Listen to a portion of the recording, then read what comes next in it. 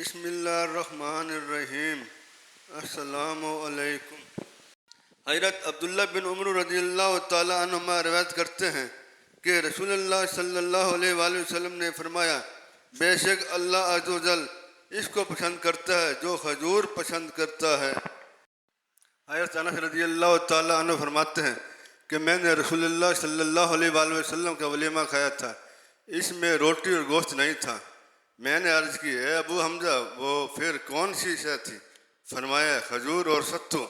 حضرت ابو ہریرہ رضی اللہ تعالی عنہ فرماتے ہیں کہ رسول اللہ صلی اللہ علیہ وآلہ وسلم نے فرمایا، بے شک اللہ عز و جل فرماتا ہے کہ میں نے اپنے نیک بندوں کے لیے وہ کچھ تیار کر رکھا ہے جو کسی آنکھ نے دیکھا نہیں اور کسی کان نے سنا نہیں اور نہ کسی انسان کے دل میں اس کا خیال تک گزرا ہوگا۔